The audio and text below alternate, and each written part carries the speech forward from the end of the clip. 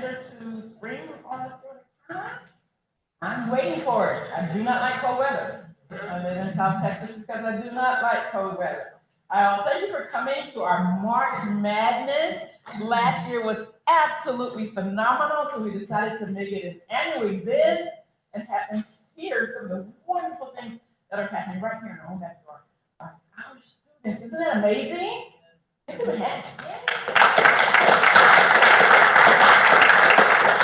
So I'm Sharon Murphy. I am now the immediate past president of the Bayes Foundation, effective February 22nd. We have a new president. Her name is Sandy, and she is not here today, but she will be joining us for one of our SIFs or the next SIFs. So we want to make sure that you greet her when she comes in and tell her she has big shoes to fill and that I'm just totally awesome. Remember to say that, okay? How awesome I am.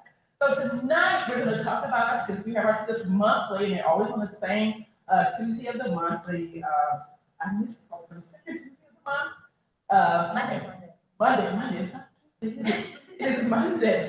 Second Monday of each month, except for June, July, and August when we're on summer break. And this year it's moved up because of spring break. That's why you're here today on the first Monday. So thank you for coming. Our SIFs are free and open to the public, and we try to make sure that we bring interesting things to you to make you aware of the wonderful things that are going on in our community and answer some of the concerns that you have. And we want to make sure that it's always a free and neutral environment, meaning that if you bring someone in and the subject is a little bit controversial, and you've got pros and cons, please be professional and be courteous and kind to them as if you were out here presenting yourself. So that's the only thing that we ask. The facilities are down the hall and straight down to the left and then to the left again in case you need the facility. Our SIFs are made possible by hosting the Bayes Mission program and our corporate and membership sponsors, and they're always free. Please make sure you sign in. Raise your hands if you signed in. I'm looking, there's a sign-in sheet right outside where you came in, so make sure you sign in. We want your information, we're going to track you down. So we're going to have some presenters. We're having 4 presenters, but please hold your questions until the end of each presenter. We decided that once the presentation is finished, you can ask questions. We're not going to make you go through all 4 of them. Ask questions, but wait till they finish your presentation first. Can you do that in the speech? Okay, thank you so much. Okay, and so without further ado, our 4 presenters are from the University of Texas at Austin, Marine Science Center, Mr. Kody Barone. Raise your hand. There he is. And he is going to be presenting on the preservation of soil organic carbon at a mangrove salt marsh ecotone following a lethal freeze event. Ooh, that's even hard to say. I can't wait till he does the presentation. From Denmark College, we have Hector Marrero, estimating uncertainty in water temperature predictions for cold study events in the Laguna, Madre. I hear he's a student of a very own Miranda, who did one of our first presentations last year. She's going to be my daughter. So beautiful. Texas A&M University-Corpus, Christi, my alma mater, my undergraduate, Harte Research Institute for the Gulf of Mexico Studies, Mirzadi, doing Waterbird nest survival across the Texas coast, drone surveys of nest productivity. Who's Rose? That's my seat. That is my seat. You're very welcome to have it. And Texas A&M Kingsville, forest fade prescribed fires in South Texas coastal prairies. And forest, that's you. Forest prescribed fires. Again, we ask that you hold your questions till they finish your presentation. You can ask questions after they finish. So without further ado, I believe Dr. Philip Tussaud is going to introduce each one as they come up. Thank you, Philip. And enjoy.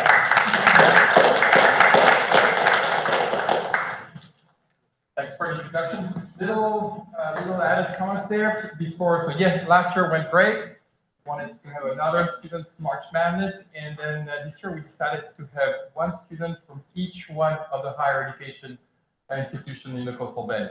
So as Sharon introduced, we have UTMSI, Texas A&M University-Corpus Christi, Texas A&M University Kingsville, and our host Del Mar College. So we're pretty. Thank you for all the students who be agreeing to do these presentations. If you got ideas, suggestions for next year, because we're going to do another March Madness next year, let us know. But for now, let's enjoy this March Madness. And then we'll start. So first presentation, UTMSI, Kody Barone, for the preservation of soil, organic carbon, native mangrove, salt marsh, ecotone following a lethal freeze event.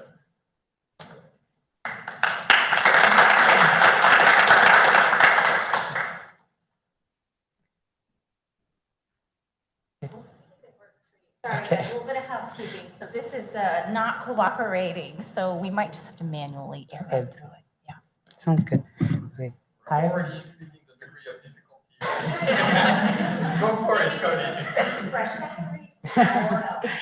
Well, thank you so much for inviting me and allowing me to speak at this event. So I'm from UTMSI in Port Aransas. So basically, I'm going to be talking about carbon that's in the soil that was placed there by mangroves and salt marshes, and how that is being influenced by winter freezes, like the one we had in 2021 that wiped out the whole grid. That was a whole big problem, right? So just starting off broadly, mangroves and salt marshes are widely distributed. So on the right, you can kind of see this graphic here about where salt marshes and mangroves are located. Mangroves are mostly located kind of towards the equator, where things are a little bit warmer. Salt marshes can be found in a wide variety of places. And they're really important for storing carbon. And that's important because they're trying to decrease the amount of CO2 and methane and all those greenhouse gases that we're emitting.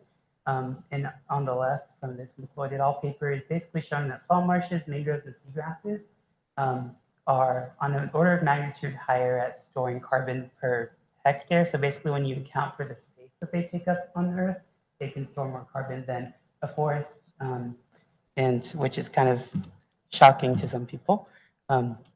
So here's a picture of a study that was done previously by Armitage et al.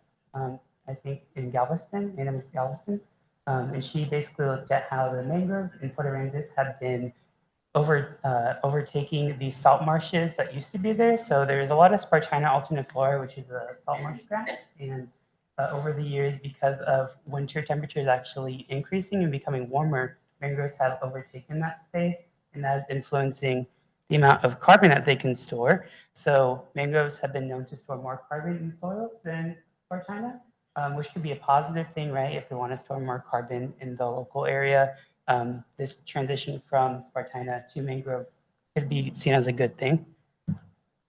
But whenever we have these winter freeze events, like here, so I'm from San Antonio, so I was here during this freeze. If anyone else is here during this freeze, it was really bad. Like this is a picture outside of my house, and it was, a whole blizzard. It was crazy, and it ended up killing a lot of the mangroves. So here is this is a picture taken November 2020. So the winter storm year, I think, was February 2021, and this is before that. This is located on Harbor Island, and here is after the freeze. So completely destroyed all these mangroves. And this is a year after the freeze, actually. And then this I took on Friday of last week, and it's still the same area, and the mangroves still have not really recovered. In this spot, at least, there have been other places where mangroves have fared better. And basically, I'm trying to figure out, so how does this soil organic matter decomposition change due to this mangrove loss? So I want to try and quantify the percent carbon that's in the soil and also the nitrogen, and I want to identify, is that carbon coming from mangroves? Is there a way that we can for sure say that, the mangroves are what has left this carbon in the soil? Because that's important to get at this crux of mangroves dying and changing the carbon in the soil, right? And then lastly, I'm trying to evaluate the organic carbon compounds and use that to assess the degradation of this carbon. I have not gone there yet. This is all preliminary. I'm a master's student. So here's my study site location. This is Kody Island. It's near, if you've been in Port Aransas, there's that landing strip for the planes, the airplanes there. And so here's just some pictures I've taken while I was there. So we can see there's a nice patch of mangroves that had survived the freeze, which was really hard to find, which is why this is my study site. It's one of the only places that had living mangroves. And you kind of see there's like a matrix of dead mangroves, all these branches and things like that. Picture on the right, it's kind of hard to see, but there's little mangrove saplings that have sprouted again. So that's really positive. Here's just some more pictures. We have some Spartina patches as well. And here's my first graphic. So basically what I did is I took some soil cores about 30 centimeters deep, and then I sectioned them. So you can see here it's from 0 to 30 centimeters. The top 5 centimeters are sectioned 1 centimeter each. And then everything below that is in 5 centimeter increments. So 5 to 10, 10 to 15, and so on. So here we have the dead mangroves plus Spartina to show how Spartina are actually recolonizing the space that they were lost because the mangroves are not there anymore, as well as the live mangrove patches I found and just some monocultures of Spartina. Basically, what you can take away from this image is that the mangroves, regardless of if they are dead or not, are storing more carbon or have more carbon stored in those soils. So that's something I expected to happen. And the Spartina is kind of over there towards 0. There's like a very little small amount of carbon that is stored there. And then as far as trying to find a source of that carbon, I use these C13 isotopes.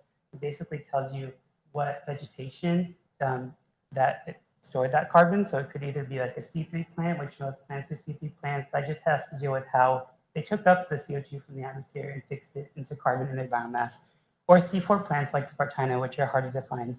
Another C4 plant would be like corn or something. So here again, we have the same exact colors. Spartina is more so on the right here. It's that blue color. And that's basically showing that it is a C4 indicator there. So it's more towards that 0. It's like more positive number, even though they're both negative. And then you see that definite differentiation between Spartina and then a more depleted source of carbon, which is coming from the mangroves, which is what is expected in the literature. So they're more towards that like negative 22 area. And Spartina, since it's a C4 plant, would be more towards like negative 15. So you can definitely see from the carbon that I've analyzed in the soils taken under each patch that there is some differentiation in what place that soil is. So it's not all just coming from the same plant material, which is great. And they have some % nitrogen as well. It follows a very similar pattern to the carbon, so I won't spend too much time talking about that. And then I also went ahead and did like a carbon to nitrogen ratio here. This is a good indicator of the freshness of the organic matter. And it seems like it's kind of hard to find a pattern here. So maybe there's not been enough time to start a lot of degradation processes. Also, stop me if I'm going over time. I'm not sure. And so here's another graphic. This is basically kind of showing again, here I have on the x-axis is this carbon-13 that I showed you earlier, as well as the nitrogen-15 isotopes. Again, these can help kind of narrow down where exactly the carbon is coming from. And you can see this cool like separation of the Spartina in the blue, and then the lime green is the mangroves. So they're definitely different sources of carbon. And then you can even see that mixture of dead mangroves and Spartina in the middle. So maybe there's some sort of mixing of those two organic matter sources that have been placed in the soil. And then lastly, so far I've kind of haven't been able to get much more data yet, but this is the last thing I'm going to show you. So this is alkanes. So alkanes are organic carbon compounds that are formed in the like the waxy cuticle layer of a leaf for any plant. And you can use those as source indicators as well to determine if it's a Spartina or a mangrove or algae or anything like that. So here I actually looked at the concentrations of those, and I found that they're higher for the Spartinas and the dead mangroves. And these alkanes are more of recalcitrant carbon, so it means it's harder to break down. It's something that the microbes have a hard time kind of digesting, as compared to like a simple sugar, like a carbohydrate. So the fact that in the Spartina and the dead mangroves there's higher concentrations of these really hard to break down molecules could mean that all of the nice carbohydrates, simple sugars have already been broken down, and most of the carbon pool is this like leftover yucky stuff that the microorganisms don't want to mess with. So there could potentially be, and I need to do more data analysis of, but there could potentially be more degradation as occurred in these dead mangrove soils, which is what I expected. And the live mangrove soils are still supplying that fresh carbon to the system. So there's just some conclusions. The most of the organic carbon is in the top centimeters, right underneath the plants, and it kind of depletes as we go with depth. higher organic carbon content in mangroves and the Spartinas. Distinct isotopic signatures show us that the carbon is coming from distinct plant material, and those alkane concentrations are higher in the dead mangroves and Spartinas than the live mangrove soils. In the future, hopefully I can try and calculate some sort of degradation rate for the carbon to say how fast is this carbon being depleted, and can the mangroves reestablish after the freeze? And hopefully if they can, then we don't have to worry about the carbon being re-emitted back into the atmosphere. And also evaluating more organic compounds like amino acids, which are really good indicators for the degradability and how decomposed the organic matter in the soil has become. So acknowledgements for all the people in my lab that helped me, and my McNair Fellowship that helped me produce this work.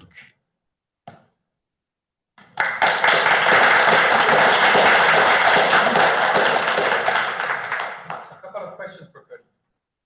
Kody? Are there any areas kind of nearby where you took your samples? Yeah. You do another sample. I actually thought about that. Yeah, so I did find some mud flats recently when I went out last week, and I think I might sample there just to get that control variable as well. Good job, Kody.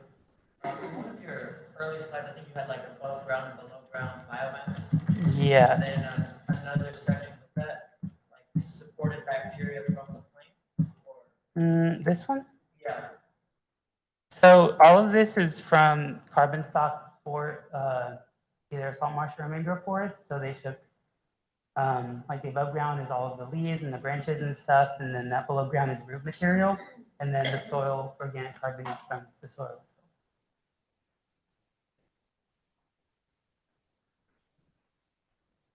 Last question, if we have more and more of those cold, despite air temperature rising on average, we have more and more of those cold events. Is it bad for the soil? Is it? Yeah, I would say if we have more of those cold events and the mangroves aren't reestablishing and they're really good at storing the carbon, then we could see less carbon being stored in the local marshes, and that also it could depend on if the Spartina are able to take over that space again or not, and they could be adding carbon to the system as well. If no vegetation is able to come back, then that carbon will eventually just be emitted back into the atmosphere. That's what we want. Yes.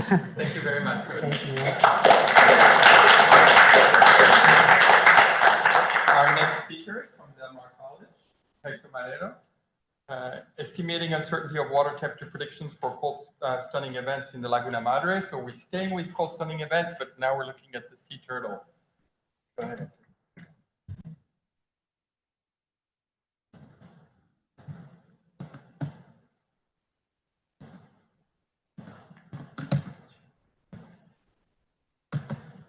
Alrighty, hello everyone. My name is Hector Marrero, and like mentioned, I'm going to be talking about estimating uncertainty in water temperature predictions for the cold stunning events in the Laguna Madre.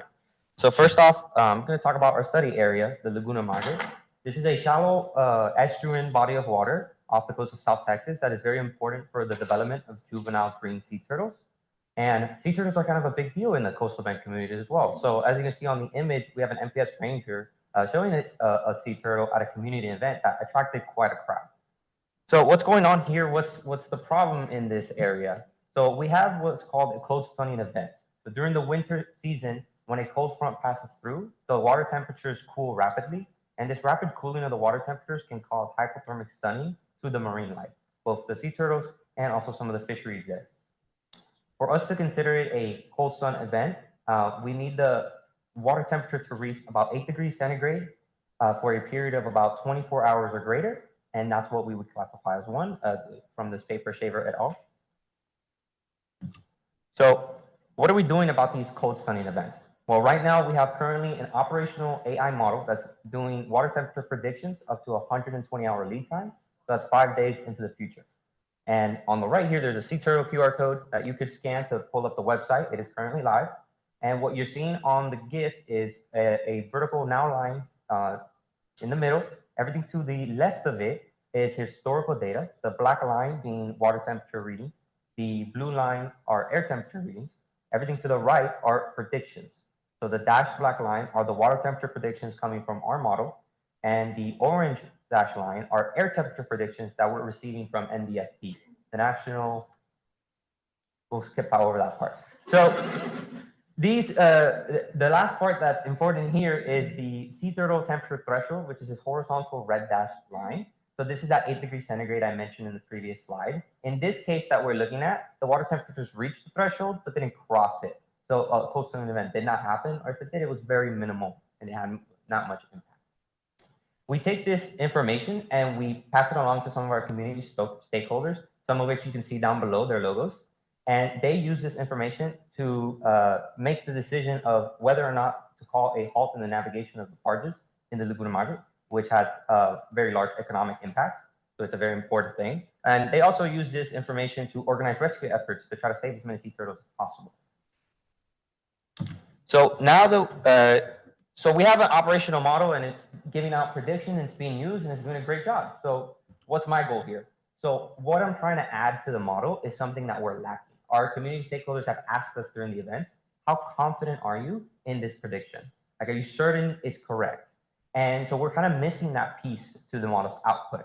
So on the top right, we have something that's similar to the last slide, where we have a solid black line for water temperature measurements, and we have a solid red line for the predictions. This is what we see. And what I'm trying to add is this shaded region that I like to call a probability region, which you can see on the bottom right. This region basically is saying, this is how confident I am. The more narrow that this region becomes, the more confident the model is. And the wider it becomes, the less confident. And this is, we wanted to try to get this information to help facilitate the communication to our stakeholders. So in order to create this, first we're going to need some data to train our AI model on. So the data set that I'm using is 11 years worth of 1 hour interval data of water temperature and air temperature measurements. I take this data and I split it into 3 independent testing sets called training, validation, and testing. And this is a method used in machine learning to ensure the reliability of the model and that it will generalize the new data it hasn't seen before. For example, if it were to be put in operations. On the right side, you see an example of how we receive the data from the sensors. And in the center, you see one of the sensor stations that are recording these data out in the sea. In this case, this is a station in Port O'Connor. Once we have this data, we're going to go ahead and feed it into our model and train it. So this is an architecture of what my model looks like. And I'll go ahead and walk you through it. On the left, we have the inputs to the model.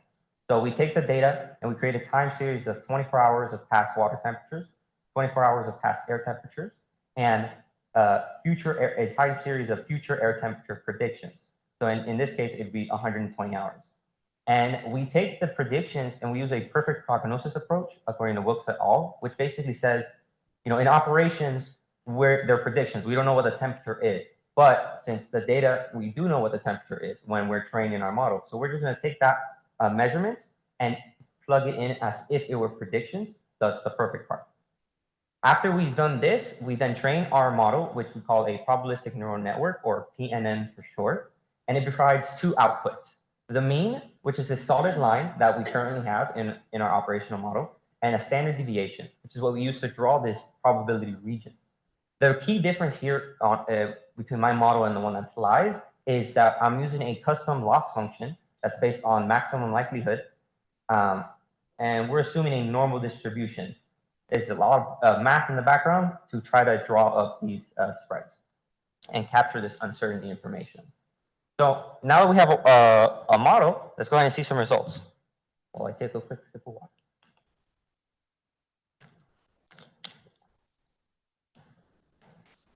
So what you're seeing here on the screen are the results for the independent testing year of 2021. As we may know, this is Winter Storm Uri. It was a very big event, the most severe one that we have right now. I believe I glimpsed over it earlier, but we had a record-breaking 13,000 cold stunned sea turtles during this event. So it had a very big impact. So I thought it would be very interesting to see what the results would look like here. On the left, we have a table of some of the metrics that we use to evaluate the performance of our models. And on the right, we have some graphics that do something similar. So I'll start walking through it. It will first take a look at the 12-hour predictions over here in the yellow. And as you can see just visually, it seems to be doing a pretty good job. The solid black line are the water temperature measurements, and the yellow are the predictions and the probability region. It's following the trend very well. It's staying with it. And whenever the mean is not super accurate, it's still falling within the probability region, which is this uncertain information that we're trying to grasp. So this is a very big win for us, especially if you look at these two red circles. This is the start and the end of the cone stunning event. So during the event, we communicate, we believe it is going to start at this hour or this hour. And we're able to give a range now that we have some sort of uncertainty information. So that should be very useful for our community stakeholders in their decision-making process. If we move over to the metric table real quick, I just want to highlight this MAE below 12 metric. And this is the mean absolute error below 12 degrees centigrade. Our threshold, if you remember, is at 8 degrees centigrade. So we're really trying to focus in how the model is performing at these lower temperatures, which is where the events happen. And it's doing a great job. We only have a 0.6 degrees centigrade error. So that's not bad at all. This is a really nice to see. If we move on to this calibration diagram in the middle, this is again another way of evaluating how our model is performing. If it were performing perfectly, it would follow a 1-to-1 line, which is a dashed red line diagonally. And it might be hard to see it because there is a blue trend line that is almost overlapping it exactly. So we're doing a very good job. So again, a very big win here. So now I'm going to move on here to the 120-hour time series graph here on the left in blue. So immediately what you can see from this result is that we have a wider region. The probability region is wider. The mean predictions are also lower, so they're a little bit more off. The error is a little bigger, and that's corroborated by looking at the metric table. Our MAE below 12 metric for 120-hour lead time is 1.3 degrees. So, but although it almost doubled in error, it's still doing a very good job for such a long lead time. Again, 5 days out into the future. Not bad at all. This does lead to a challenge area that we have with the current model, which is that during the height of the event, this point right here, the model is predicting that it's going to get very cold, and the probability region is narrowing. So this would indicate that I'm more confident in this prediction. I'm correct, but it's actually very, very wrong, as we can see. So that's a bit of a challenge area, and we think that it's due to an insufficient amount of data. We only have one case, Winter Storm Uri, where the temperatures reach such low values. So this is a place where we're going to look into it further and see if we can improve upon. Nonetheless, though, for the start and the end of the cold sunny event, these two red circles, we're still doing a very nice job of capturing it for this long lead time so that we can give the community stakeholders some heads up very far ahead that, hey, this may be happening. And this is how confident we are in it. If we quickly move on to the calibration diagram for 120, we see a similar story to the 12-hour where it's following the line pretty well. But you do see that it's a little bit more shifted. So again, performance went down, but this is to be expected when we go for a longer lead time. So not too bad. And then lastly, I want to take a look at this spread diagram. This is that standard deviation value that is giving us the uncertainty information that we're wanting to grab from this. The key takeaway here is that for the 12-hour, it's hovering around a 0.4 to 0.8 degrees centigrade value of uncertainty. And for 120, it raised to 0.8 to 1.2. So this higher value indicates more uncertainty. And this is corroborating what we would expect to see from, again, going out to a longer lead time. So this is really good as well. So now we have some really nice results. It seems to be performing well. Where do we go from here? So that is where some of the future work comes in. So the team, we like to call ourselves School Turtles at San Luis CC and Del Mar College, we've seen that a better data prep method could improve for performance. White et al., 2024, Miranda White actually. So I'd like to adopt this a new imputed data set to see if that would improve my model's performance as well. It would be very cool. I'd also like to experiment with something called adding epistemic uncertainty. So there's two types of uncertainty in machine learning, and my model is currently capturing the first type, and it would be very cool to see if we could try to capture both types. So that's something we like to experiment with. Additionally, one last thing is very important is we want to know how reliable this uncertainty information is from the model, from the current model, right? So we want to see if we can evaluate the PNN's uncertainty quantification metrics, and in hopes of comparing it to another approach to capturing uncertainty done by Miranda White, using an ensemble method in machine learning. So lastly, I do want to see that since we do have an operational model, I quickly drew a kind of rough draft of what it might look like if this model were to be operationalized. So on the top right, we have the example where it's just very similar to the GIF that was shown earlier, but with this added probability region. So that's what would be really cool to do in the future, is get it operationally. So with that, here are some of my references, and thank you.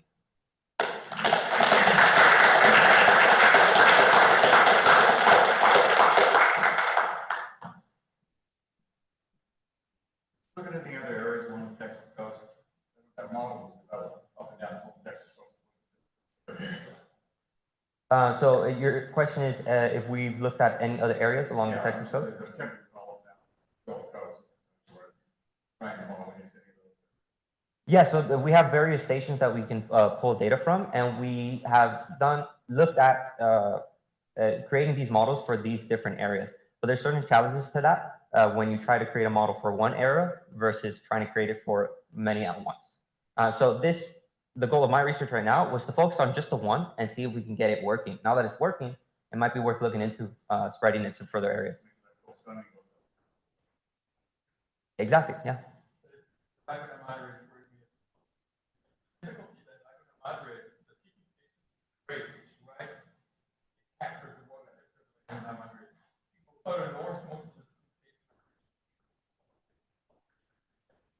Area where the sea turtles have origin, so we can get data. Yeah, exactly. So we have an ongoing data collection. Several locations in difficult. So they are focusing. The Laguna Madre is where it's happening, and so they're developing a model there, and then we need help and a little bit of luck for the rest of the coast. Yeah, what he said. Other questions for Hector? Yeah, did you have a chance to calibrate with the So I have not gotten a chance to calibrate it yet, but we are grabbing that data, cleaning it up, and trying to add that to the data set, and then we'd have a 12-year instead of 11-year. And so yeah, that would be a very good thing. The more data we have, the better the results we expect to get. So that's something we're gonna look into next. Thank you.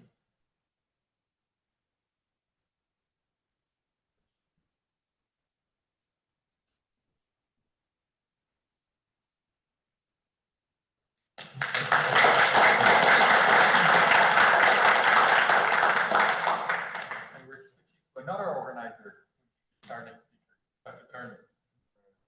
Thank you. I've got the pleasure of introducing the next two speakers. I love this event, and I really appreciate the talks we've heard so far. So the next speaker is Mirzadi from Harte Research Institute at A&M Corpus Christi, and the talk is entitled "Waterbird Nest Survival Across the Texas Coast." So drone surveys and nest productivity. Let's hope you get set up here. Let's see. All right, we got that one down.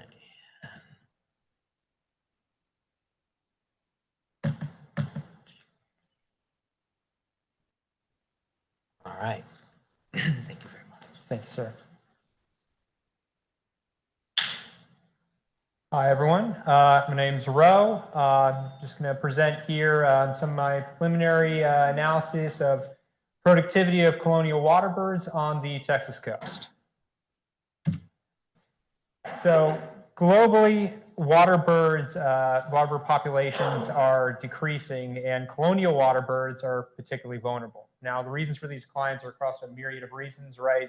Mortality-associated oil spills, getting caught in fishing nets, decreased prey availability, but notably, a large proportion of these declines is attributed to decline in nesting habitat. So over 50% of colonial waterbirds species require islands for colony sites, and nesting habitats on these coastal islands are disappearing, and they're disappearing quickly. This is absolutely the case on the Texas coast, where you have over 26 species of colonial waterbirds nesting across over 300 mainly spoil islands. Now, recent studies like Hackney et al. 2016 had found that a quarter of these islands will disappear entirely within 50 years, and that around 1/6 of the islands will be between 25 and 50% gone within the next 10 years, which we're coming up on pretty close. Now, the loss of this island nesting habitat has negatively impacted nesting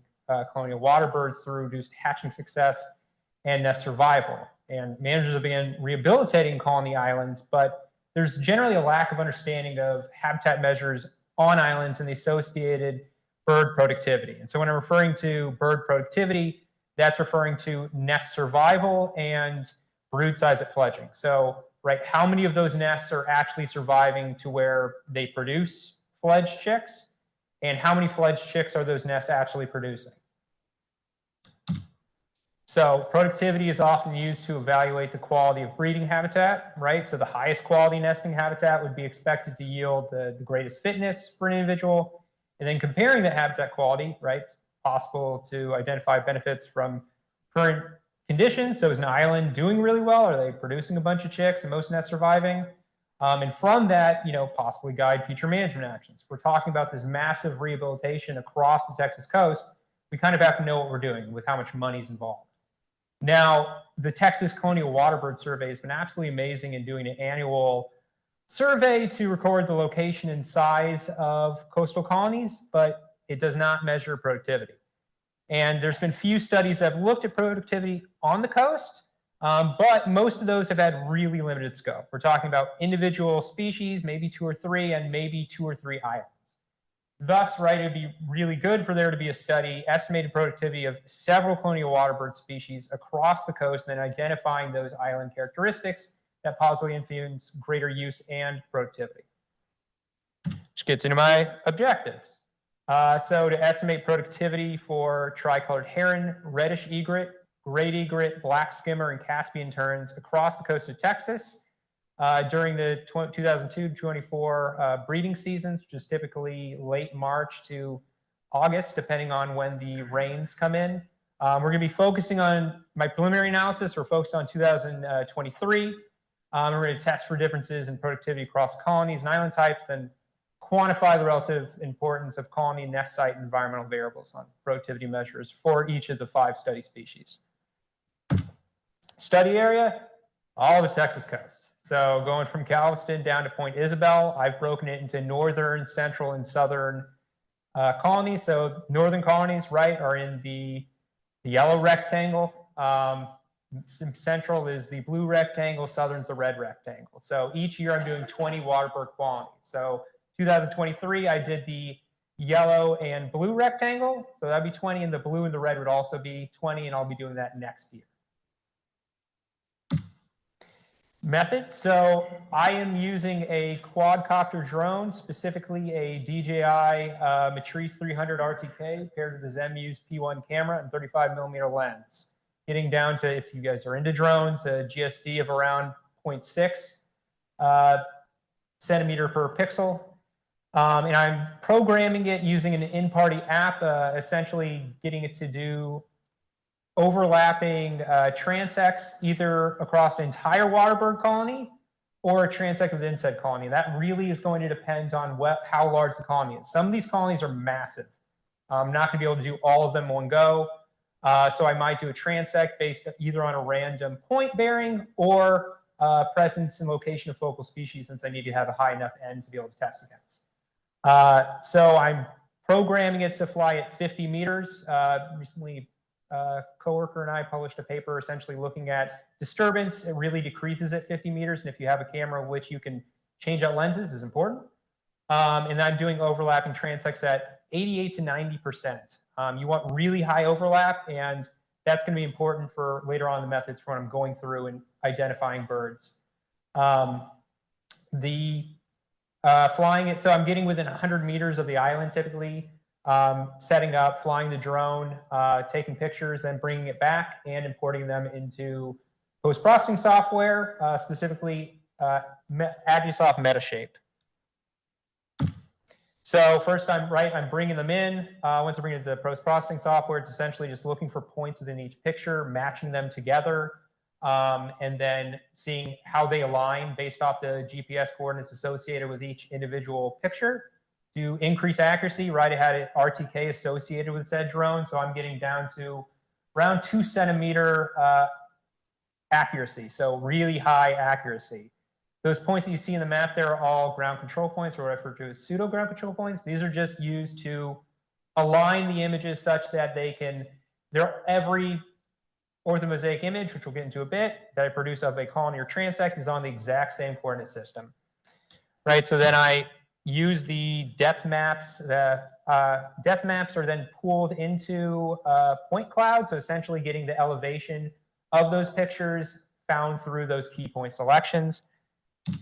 And I'm pulling all those depth maps and point cloud together into a digital elevation map, which is then stitched together through images into an orthomosaic image, right? This is essentially just a large image stitched together of all those pictures, which has a specific GPS coordinate system. It's essentially a large map. There's 2 different groups, or black skimmers, one of my study species that I measured throughout the season. Going through each and every one of these, once I produced an orthomosaic image, I would identify and track the nest using photo interpretation. So I would go into that orthomosaic image on the post-processing software itself. Unlike a lot of other studies where they look at only the orthomosaic image, I'm looking at individual pictures because I really don't see how you can find what you need to find on one single image.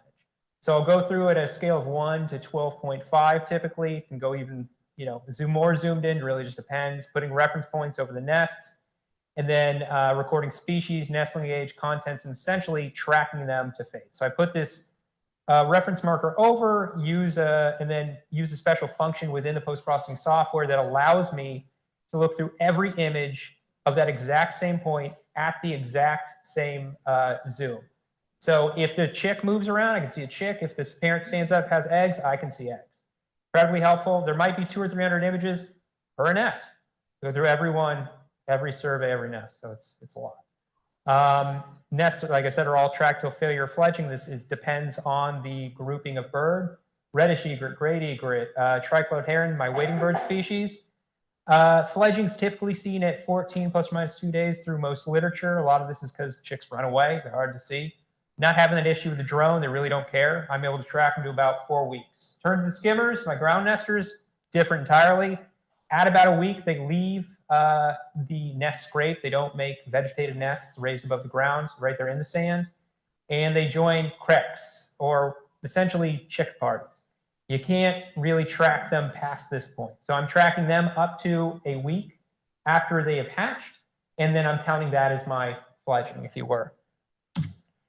I'm also recording nest substrate. So if it was on a herbaceous shrub, tree, ground, white sand, or dark sand, all these have relations to importance for the different species. I actually got most of everything down to species using Coastal Bend Space and Estuaries Rookery Island Management Plan through all their images and looking up every single plant they mentioned. So pretty good, but not all the way there. Island size class was taken from Texas Colonial Waterbird Survey ArcGIS layer that digitized it, and I put those into classes going from small, medium, large to extra large, bird species being those that I noted, and then stage of nesting, and essentially using only incubation and nestling. So are they on eggs? Do they have chicks?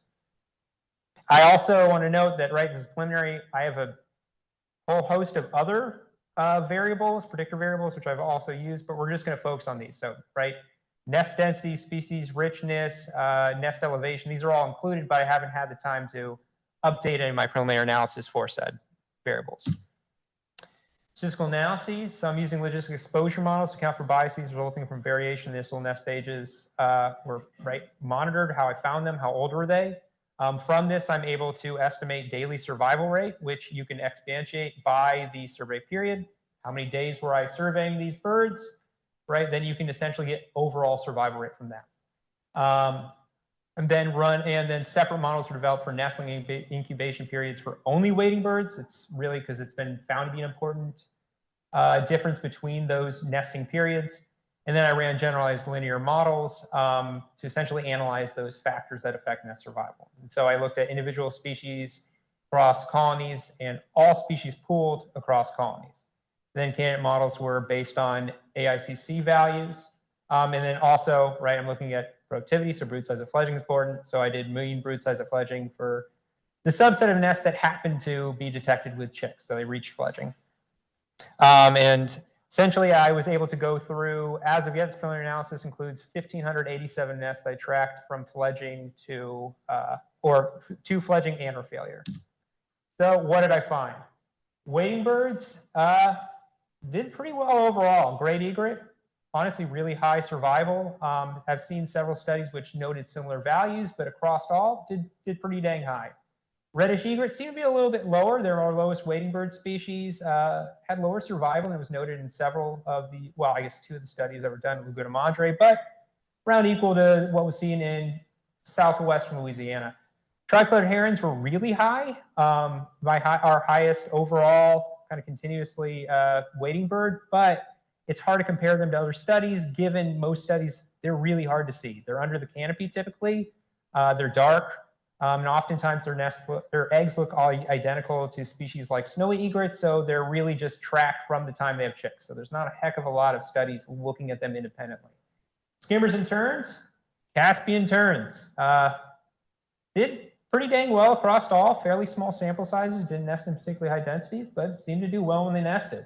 Black skimmers were a mix. They did either very well or very poor. Anecdotal observations are kind of pointing to this being related to human disturbance, which we'll get into a bit. Did look at incubation and young survival, and it turns out, yes, they are different. They have way higher mortality in the incubation than young survival. Essentially, once they are able to hatch chicks, those nests typically survive. Looking into generalized linear mixed model, or the generalized linear models, I did not do the ground nesters, so the Caspians or the black skimmers, only because they seem to select for all the same nest substrate type, and because I wasn't going past the nestling stage, didn't have that to work with. We'll be looking at them very soon, though. And so brood size at fledging, really not much of a difference between islands overall. Wasn't really necessarily expecting this, but fairly high productivity overall from other studies. Tricolored heron were a little bit low, but overall, everything else seemed to be higher than a lot of other studies. So high productivity. Looking at our generalized linear mixed models, right, for wading birds as a whole across all, nest stage, substrate, and island class and species were all important. And so for substrate, went from higher survival in trees down to herbaceous and then shrub respectively, and island class doing the best in small, medium to large respectively. Tricolored heron nest survival, substrate and island class were also both found to be significant variables, with doing better in shrub, herbaceous, and tree respectively, with island class into small, medium, and large. So doing kind of worse as the islands get larger.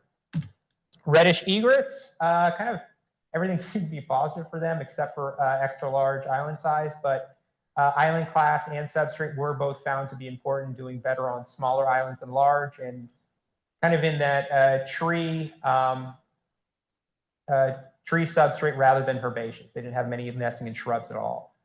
Great egret were affected by substrate and island class as well, doing best in herbaceous and tree, but being very close, and then shrub, and doing best in medium, large, but really bad in small islands. So inclusion overall, really high productivity, right? But really those lower values consistently for reddish egret and black skimmer. It's important, right? These are species both of special management concern. Anecdotal observations are showing human disturbance as being really important in there, especially since we saw a complete colony collapse after large human activities on a couple of those islands. So the effects of island size and productivity, right, supports an increasing focus on rehabilitating coastal colony islands, with habitat being key for the relatively high productivity that we're seeing. And right, and the effects of nest substrate type are kind of pulling us into saying, well, we may need to look at the vegetative dynamics in succession, right? These islands aren't constant, they're changing. They go from sand to vegetated cover, with overwash events and others kind of leading back to sand. Without those kind of events there, it becomes hard to maintain that mosaic of islands and habitats, if you will. But that ends the talk, and if anyone has any questions, I'd love to answer them.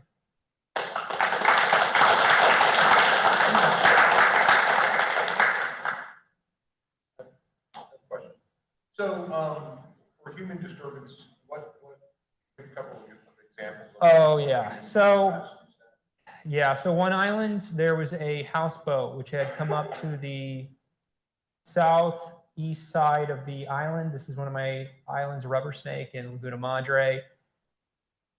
Black skimmers had just begun to start nesting. I came back the next week, large tractor tire tracks all throughout the island. Every bird on that island had abandoned. Nothing came back. Chocolate Bayou, a guy and his dog would just appear and walk into the colony. Someone had picked up images of him like walking through, even defecating around the nest. It was very weird. Yeah, it was a whole thing. I had to chase several people off several other islands. Not really much enforcement going on at all, even when called in. Yeah, so it's, I mean, it really seems like, though, it's interesting. The black skimmers, right, seem to be a lot more susceptible. Some of those Caspian terns were also on those islands, did not have nearly the effect that it seemed to have on the black skimmers, right? So those species differences also kind of being in there as well. The colonial waterbird survey that's been done for years and years, it seems like the drone would be much more accurate. Have y'all looked at the difference between somebody on the ground with a paper? That is my next, that's one of my fourth, I have 4 questions. This is question 1. But question 4 is looking at that. It's a lot of work. I'm manually counting them. But I mean, for some of the differences, it's absolutely insane. Like, so let's say white-faced ibis. Technically, I can't say they're not glossy ibis, but seeing as they're nesting in a marine habitat, I'm just probably white-faced. Almost no observations on the ground. Some of these islands are getting near 200 nests I'm seeing. My most recent count of laughing gull abundance on one of our largest islands, which would be North Deer up near Galveston, 27,000 laughing gull nests alone.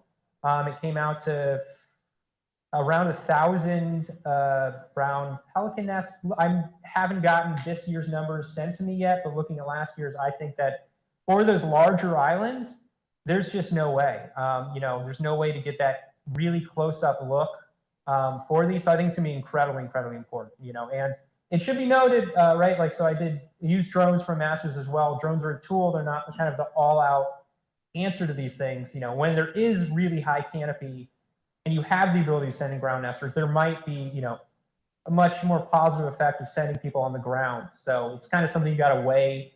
This is kind of the perfect environment to do so, seeing as a lot of birds are nesting in prickly pear, really open environments, so I kind of lucked out. But yeah, so I'm really excited to kind of test to see what the Texas Colonial Waterbird Survey numbers are in the kindest way possible, because they're cool people. But yeah.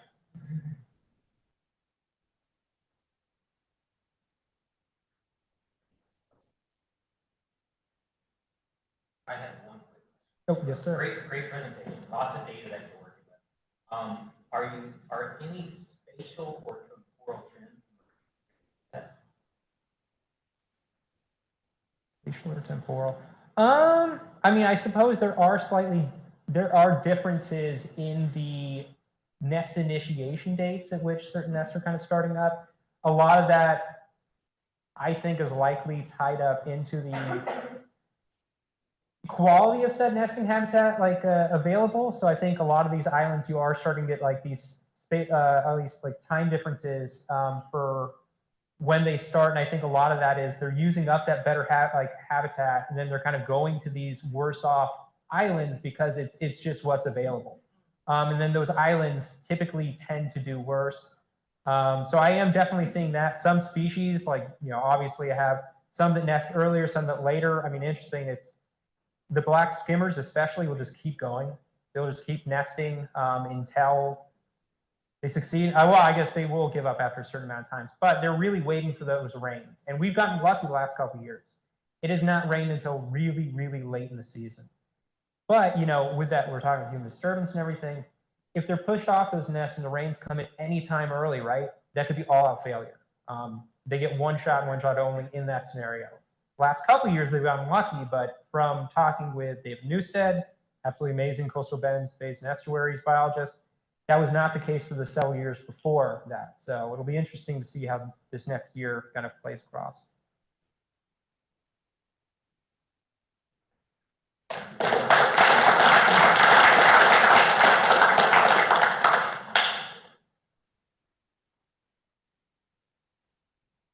Okay, our next speaker is Forrest Fay from A&M Kingsville, who will be speaking about prescribed fire in South Texas coastal prairies.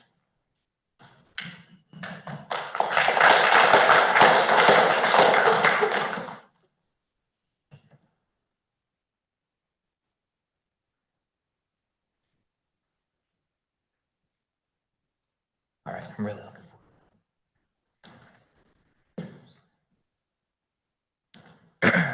So my name is Forrest Fay. I'm a master's student at Texas A&M University Kingsville.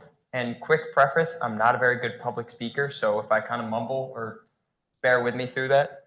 But yeah, my project is looking at prescribed fire in coastal prairies of South Texas. So first, let's kind of talk about where I'm working. It's the Gulf Coast Prairies and Marshes ecoregion, which spans the entire coast of Texas. It's about 24 million acres of highly productive landscape, and that's due to mild winters and very extensive growing seasons, which are often about 300 days or more throughout the year. So historically, these areas, these prairies burned at really short intervals, but after decades of fire suppression through urbanization and land use changes, we've made land, there we go. There's been land use changes that end up changing the entire ecosystems. Now, this area is very crucial to a number of species, including migratory and a bunch of threatened and endangered species, a host of game and non-game species. But being so productive, it's also great for agriculture and livestock. So what can fire do? Well, it can do a lot of things. It can improve the forage quantity and nutrition for livestock and wildlife, provide habitat for wildlife, remove litter and expose bare soil, which helps to increase plant diversity and prepare the seed bank. By removing all the top layer, it's decreasing wildfire risk and controlling pests like ticks, mosquitoes. We suppress brush and woody species by resetting the successional stages and maintaining grasslands. So fire in South Texas. I said that it was fairly frequent, but just how frequent is that? It's estimated about 1 to 3 years, pretty much everything burned. And it would leave these little chunks of non-burned areas, which help to create a mosaic on the landscape and create more niches for more wildlife. There's two seasons of burn that's pretty common. The dormant season burn, which is February through March, when all the fuels are at the driest, and growing season burns, which are July through September, when lightning strikes are at the highest around here. So my research, I'm actually looking at nearest neighbor relationships in the coastal prairies following fire. And for those who don't know, nearest neighbor relationships are the concept of who you grow best next to. So humans exhibit them too, like who you chose to sit next to today or who you surround yourself with on a daily basis, and then the other people that you actively avoid. But translating that back into plants, they show it through the ones that need full sun versus they can tolerate some shade, or the ones that like nitrogen and the ones that take it from the atmosphere or from the air and put it back into the soil. Some plants thrive when surrounded only by their own species, while others prefer to be completely alone. So we're looking at those relationships and how they're altered after fire. And I'm working at East Foundation's El Sal's Ranch in Willacy and Kennedy counties. It's a 28,000 acre ranch, fully functioning, has a moderate stocking rate of cattle that have pretty much free roam of the entire place. There's also a bunch of wildlife species out there, including one of the two only wild ocelot populations is on this ranch. There's neogai, javelina, pigs, all kinds of stuff out there. So on this ranch, we have 13 burn units plus 3 controls, which are never burned. Each of these units is between 450 and about 1,400 acres. We split them in half. They're delineated back in 2016, and some of them have been burned 3 times since then. But they're split in half. Half of them are burned in the summers only, half of them burn in the winters. And this is so that we can get an idea of how different season of fire impacts the plants differently. Now, within each of these plots, I have 6 transects that I go to and sample every 6 months and prior to burning, so I get an idea of what's there beforehand. Currently, we're 1.5 years into a 2-year study, and for my research alone, we've burned 8 plots and about 5,400 acres.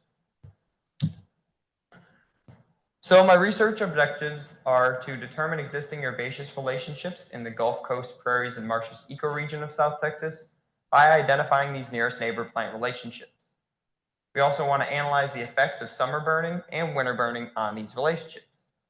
And finally, we want to examine the effects of summer and winter burning, as well as not burning, as on herbaceous species frequency, diversity, and composition. So biomass. That's pretty much all of the plant matter that's out there, live or dead. This chart is of biomass, and it's hard for me to, oh, I can use this. You can pretty much see that after we burn, this is the fire day, it hit 0. We take all the fuels away. But over time, it slowly returns back to these red circles indicate where the biomass quantities actually exceeded the pre-burn quantities. So they all happen at or under a year. And again, these plots are heavily grazed by cattle and wildlife. So if anything, these are kind of underestimates because the cattle and wildlife will hammer these plots as soon as we burn them. They will be in there the day that we burn them, eating everything that's left.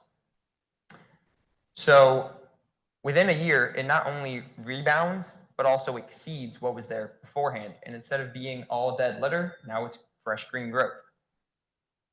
Now you can also see these green lines up here are the controls, the sites that never get burned. And you might think to yourself, well, they're so much higher. Why would you ever burn if there's more plants out in the controls? But as I said, it's all leaf litter. In some of those spots, it's over knee high of nothing but dead plant material with only a few sparse plants actually alive underneath. The only thing it's really good for is a rat or a bird trying to make a nest. But as for forage for wildlife, there's not much. So this is one of my transects before and after we burned. I don't know if you can read it very well, but this box is the day that we burned, right before. This is right after. This one's 20 days after, and you can see even after 20 days, there's plenty of growth out there. And then I do these every 3 months. I do biomass sampling. So 3 months, 6 months, 9, 12, 15, and 18. And you can see it just gets greener and greener and greener. And my favorite part about this research is fire. So we have these little cool temperature readers.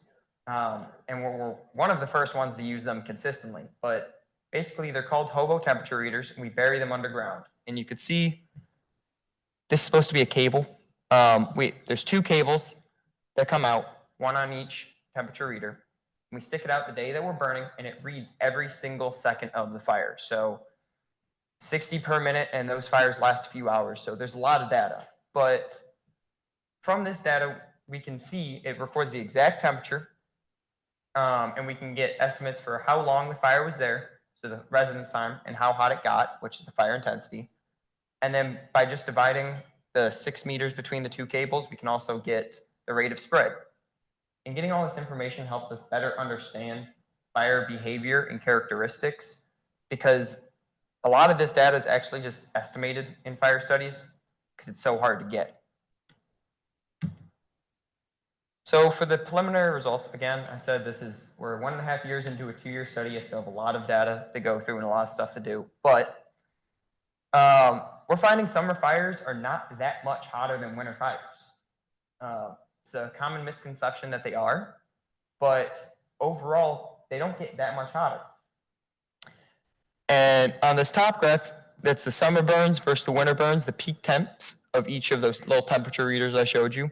And this red dotted line is at 140 degrees Fahrenheit, which is the lethal temperature for plant tissue. And as you can see, they all reached much above that. This bottom graph is just showing the averages of all of those overlapped, with this being the peak. And you can see as soon as fire hits them, it spikes up. The 2.5 M, that's 2.5 minutes. But it spikes up and then kind of tapers back down as the fire's leaving. And overall, the fire is not there for all that long. So there's a lot of numbers on this one, but the preliminary results for species composition. Basically, we're finding the first number in each of these is going to be the pre-burn sample, and the second number is going to be post-burn. So in this whole thing, it's 12 months post-burn. This one, it's 6 months post-burn. And we're finding that after summer fires and winter fires, there is differences in what responds. So grass species number, for example, that pre-burn was 30.77% and post-burn was 35.29%. The difference between species number and composition is species number is just how many of that species were hit. So say we hit a total of 20 species and 10 of them were grass, it would be 50%. The actual composition is how many of my total hits made up that category. So you could have 5 grass species out there, but it makes it 48% of your total hits. Some interesting notes is that the winter burns, the woody species went from 0 to 0, but in the summer burns, they decreased, both in species number and composition. You might recognize a couple of these numbers from the previous one, but instead of comparing them to themselves, we're comparing them all to each other. And from this, you can get some general ideas that controls have the highest woody species composition and species number. But you can basically tell the main takeaway is that winter burns or summer burns have very different impacts on what responds, even when sampled at the same time. So I can show you a lot of tables and charts and figures, but what does it all really mean? Because that's, what, in my opinion, what matters. How can we apply this to real life? So the basic takeaways. We're finding summer and winter fires have very different strengths and impacts on the plants. And burning during a species' dormant period tends to have the least impact on their mortality. So if you're burning in the summer, you're going to have the least impact on the mortality of cool season grasses, versus if you want versus burning in the winter favors the warm season grasses.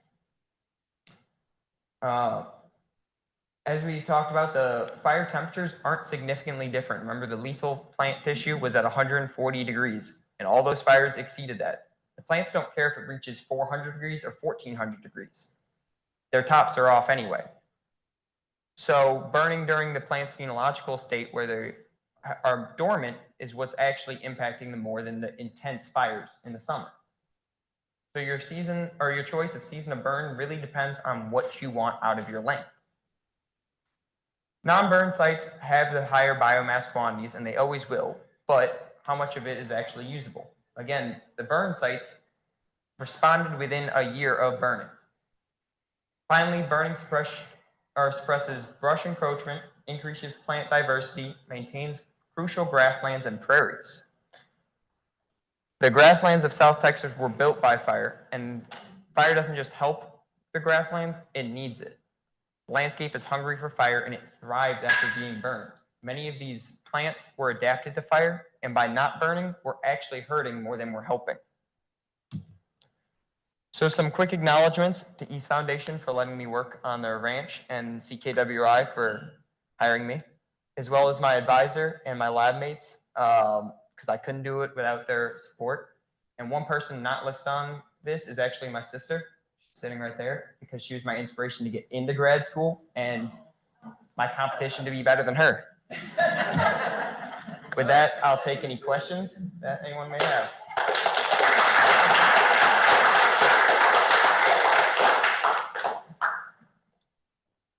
Love the talk. I was wondering, I guess I was thinking more along the lines of benefits to wildlife species conservation, but being in Texas and the fact that essentially no public land, it's all kind of broken up in these different ranches.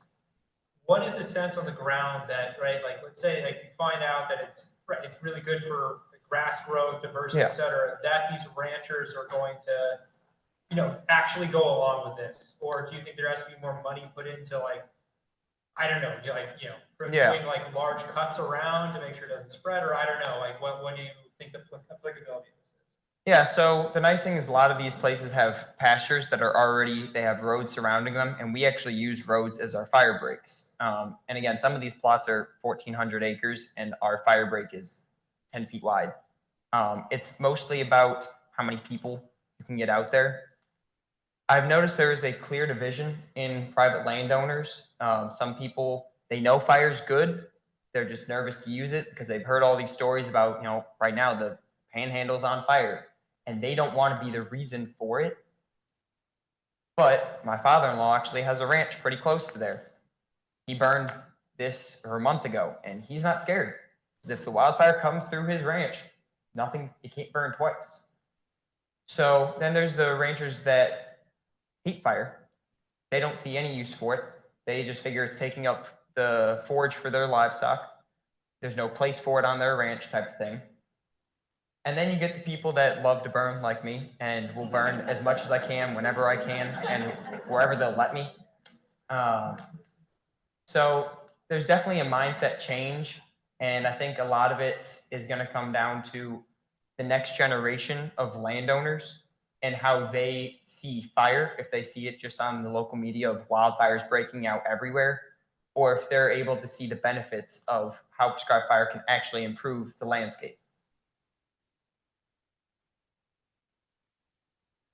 How transferable do you think it is to other ecosystems?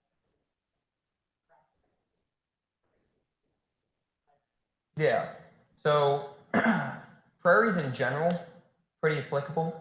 Grass burns like grass does. There are certain species here, Gulf cord grass.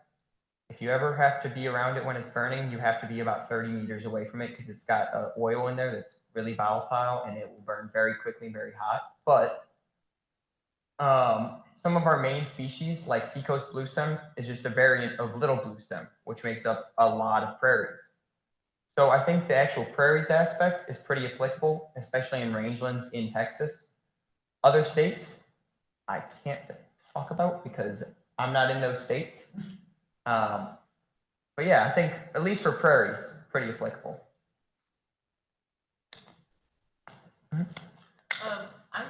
My organization does air quality monitoring and the impacts of smoke, especially from agriculture in Mexico and Central America.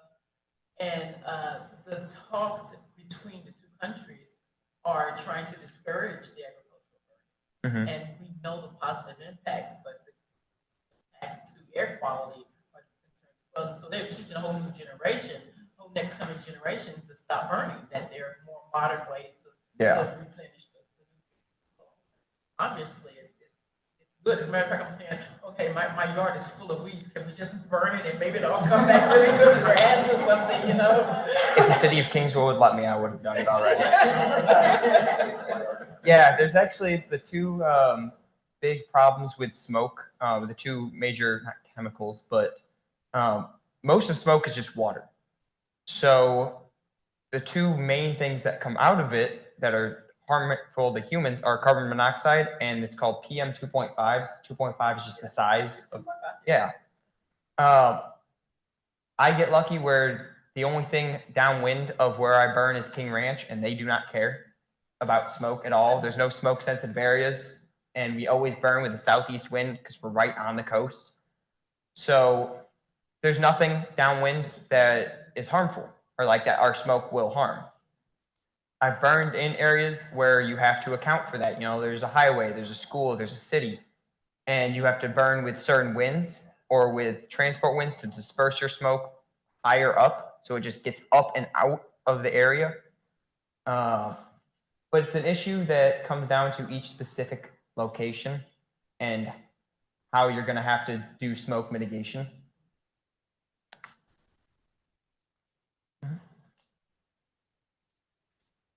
Any other questions? Excellent work.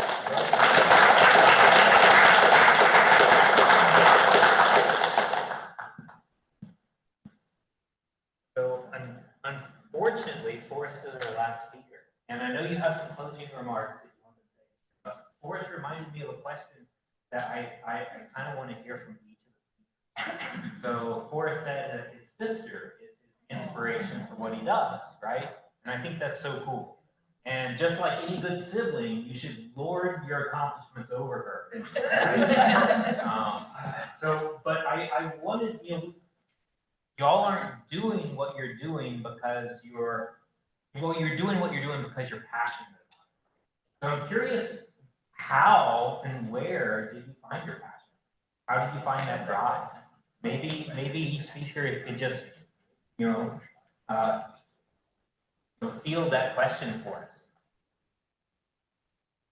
Do you think who wants to go first? Please share. I think for me, science has always been an interest for me. Science and music. And I really liked science, and I knew I wanted to do something with climate change and how it's impacting us. I thought that phrase was a great opportunity to see how climate is impacting vegetation and what that means for carbon and how that can be applied to a worldwide view of I think just trying to be a part of the solution, trying to figure out how we're impacting our planet.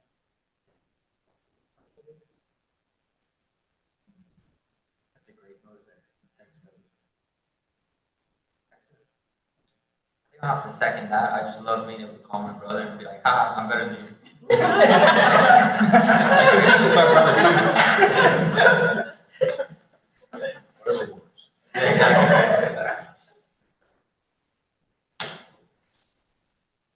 Whatever works.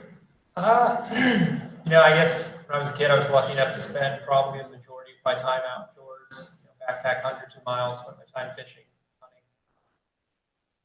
That, those scenes being outside, looking at, old growth forest that, I found perfection. I wanted to preserve that perfection.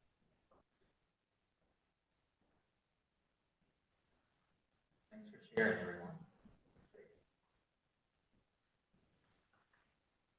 Well, thank you again. Give them a hand.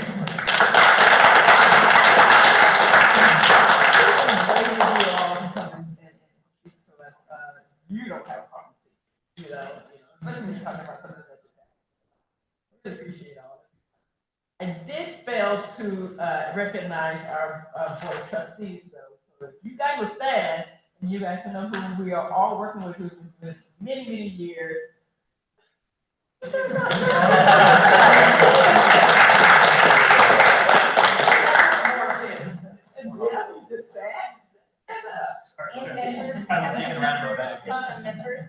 our members as well. Yes, our members of the Coastal Bay Foundation. And if you want to be a member, then please sign up. There is a QR code, and you can go on the website.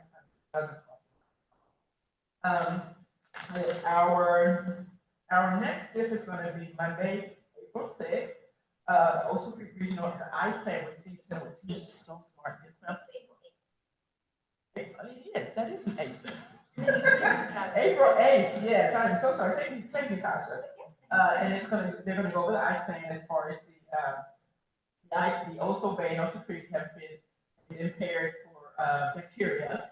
And so there's been work on it for years and years and years, how to restore the health of the bay. And so if you want to hear the progress that they've made and what they intend to do to continue to restore the health of the bay, then please come on April 8th to our next SIP. Again, April 13th is what? Earth Day Bay Day. Earth Day Bay Day. How many of you ever been to Earth Day Bay Day? No? It's completely free, and it's every single, it is the environmental community, and it is the event of events, isn't it? It's the event of events. We have, Tasha, come tell them what all we're gonna have. Rock wall and food and There's flyers, so we just take one, but yes, so we have rock climbing wall, we, fishing futures, we bring in a huge, fishing pond, and we stock it with 1 and 2 pound catfish that kids love it. the kids learn how to fish. And actually, I'm not gonna lie, actually the adults, I think I see some elbows, elbowing the kids out so they can catch the fish. And then we have, Valero. Yeah, we bring in the zoo, Barone comes, and last year they brought 2,000 plants. Trees. To give away. And that's just in addition to all our exhibitors that come, different organizations. The birds.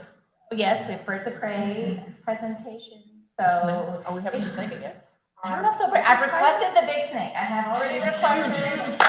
Yes. Yeah, the portable learning lab. I mean, it is just, it's a very intense, I mean, high energy 6 hours. So, and my advice is if you want to get the full experience, come early. Do not wait till the end to come. What's that? And volunteer. You want the full We experience. feed our volunteers. Volunteer. And lunch really well.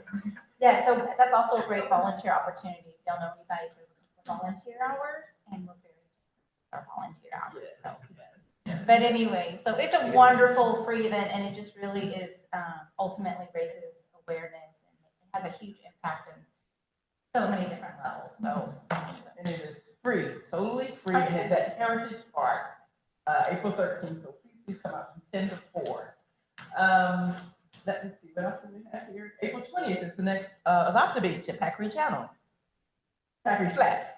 Packery Flats. It's a cleanup. So you get the up to you bags and you clean up and Jace throws money out there. Yeah, He throws Jace always throws $20. money. So I don't know. You tell them, the American community here is very close. We all kind of work on the same boards and the same projects and stuff like that. Again, that is pretty much everything that's on here.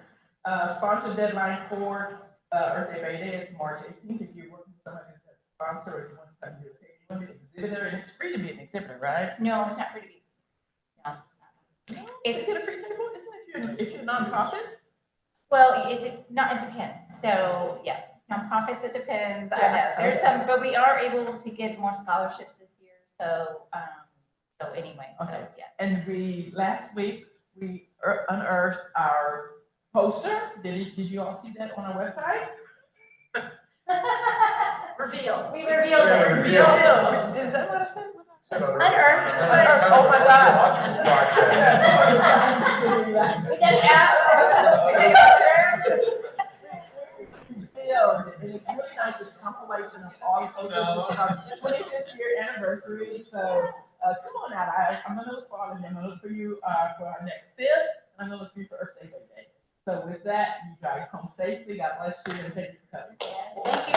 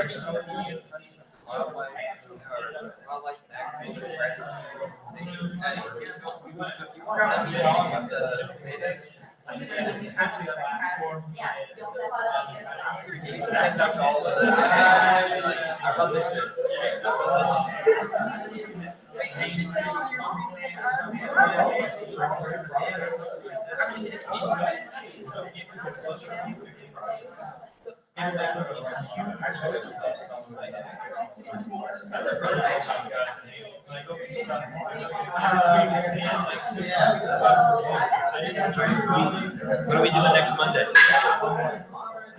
What are we doing next Monday? Next. That's Yeah, right.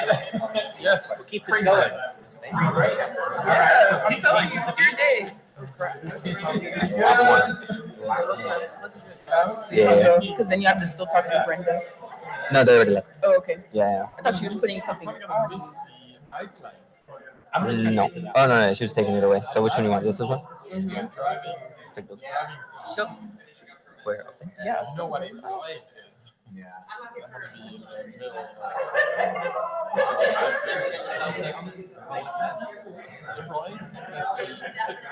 Oh, okay. Yes. So I've got younger states hard. So it depends. I should be back, but apparently it's the biggest travel day ever.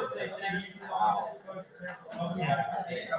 I'm not missing the eclipse. There you go. All right. I'm sure we'll see each other before that. I'm in jet. All I right. gotta run to campus still. Oh, wow. Thank you so much. I got the picture. Yes. Might be heading, yeah. It was very smooth, even with the questions, so it's very nice. Could we get one more with this in the background? Wait, no, come on. You did wonderful. You must be very pleased. Yes. And it was just like a natural, right? Yes, yes. Excellent. Actually, this is third place poster winner for the American Meteorological Society. I Yes. attribute it to my great mentorship team. And so, Yeah, the best. I know, right? Yeah, that's awesome. We say it all the time, especially with Dr. Tizzo. And we of course hid to the other competitors that all these graduates came from R1 research. Right. Having had this unfair comparison. Yeah. So that students. Yeah, that was for sure. Yeah. I'm just like to talk. Yeah, thanks so much. That's for sure. Here's my card. Thank Again. you. Mark. Thank you Again. so much. Yes, I'm I'm gonna the see you Chief of Resources at Madre Island. So So all this code stuff Yeah. is of high interest to us. Sure. So if you figure out that next step, what happens You next guys, last one. I mean, you guys stole the show. Is he gonna be around for a while, or are you moving on, or? Stay around for another one. So yeah, definitely.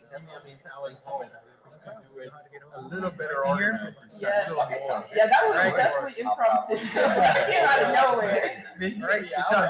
Hey, what are we gonna do? Make sure you are on the schedule. Yes, yes. So we'll probably do something similar. We'll have our turtles, our famous turtles out, and then ask a couple of questions.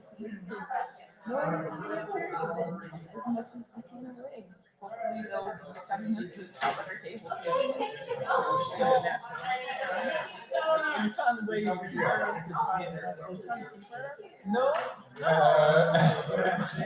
He's keeping me for another 2 years at least.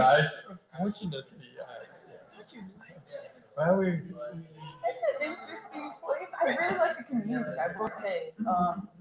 Especially compared to the Ecotone Beach, Florida, they're a little, you know, off to themselves, and they'll say hi.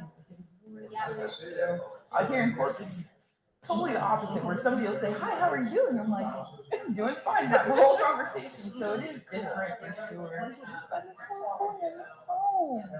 I miss the salt marshes in Florida. Like, it's totally. I watch this here. Yeah. But then it gets super cold. All this cold, sunny nonsense. What is that? You're just talking about the weather and not about the cold. Isn't that what you're studying too, all that cold stuff? Yeah, that is a little bit of what I do. A lot. I'm trying to get used to it. For sure. I can know it's no problem. Girl, you in girl. Mm-hmm. He's teaching at Texas A&M Corpus Christi. Oh, wait. Tenure, and before we know it, you're gonna. Oh my gosh! You like high expectations. I've had for at least since last AMS for the past year, people are asking me when she's gonna look for a postdoc.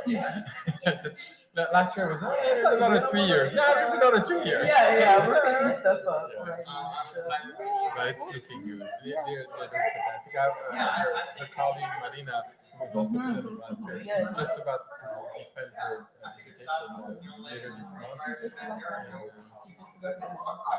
with your acknowledgement. All right, thank you. It's moving along pretty quickly, especially with Marina. She's doing this big work. And Evan also, and they all have, our field is absolutely good. And we have a pretty good reputation. I'm on the Waterbird Council Board of Directors, and our speaker this month is a guy from the State Department. What kind of AI? I don't know. It's just AI. AI that does plagiarism. I used to attend the World First. I typically go because it's on Wednesday noon. And then, no, it's not the lunchtime. It's Wednesday. It's when the Wednesday middays that we have our our NSFAI Institute meetings on the, and so we typically. So y'all share your If it's a Wednesday, no. Oh, and that's Marina's defense? And it's the 27th. Yeah. Probably If y'all 27th free, because she's depending on a. Yeah. You know, no, it's gonna be. Yeah. I'm not sure. It's the last Wednesday. It's the last. Oh, it's at night. No, like as far as. Oh, in the month. It's lunch. It's really nice. It's great talk. but if it's the last Wednesday of the month, it's gonna be Great the talk. 27th, Sorry, I didn't see it. March 27th. If it's the 28th, I can make it. Oh, never mind. I'm gonna be with my brother. Oh, yeah, I was about to say the last. Yeah. Regardless of which day it is, right? One of my siblings is coming, and that's extremely rare. I can't wait. Oh, And when you so- come by? He's thinking of he's with his son and daughter. He's thinking, depending on what they do, he may come for Marina's defense. Okay, that'll be cool. He's At least also for a a second. researcher. Oh, that's But awesome. he's a biochemist. Oh my God, it's March 21st. March 21st, so that's much better. I I don't wait, know if that's unless it's a I month, unless don't know it's a if Wednesday. I don't know what day it is. So March 21st is So- a Thursday. Oh, lucky. Yes, I'm gonna be coming. Are you free? Yes. Okay, so y'all can come as my guest? I'll pay. Yeah. Where is this? It's always at. So Jace is not going to be there because it's the day of the Texas Plastic Pollution. Symposium is the 21st? Yes, Okay. but for Are you me, going to March that? 21st, right? Mhm. All right, I'll be there. It starts at 11:30, I think, right? 11:30, that's what she said. I can try and come out of class or go virtually at least. Taking steps. Take a step. Yeah. Well, okay, concept. But if it's, especially if it's AI, I'm going to be going there. Okay, I'm putting it on my. I have to. Can you take on Friday, please? So that Miranda brings a business. Yeah, so if you're, I may bring. Oh, that one. I'll Yes. check No. the V-Day. Okay, I'll get Hold that. on, I'm closing out. Yes, I'll email you the. Oh, She's a Hector. freshman. Yes. Oh, can we get a picture together? Oh, please? sure. I didn't Okay, get to get one. Oh, yes, here. And this is just for my socials. Yeah.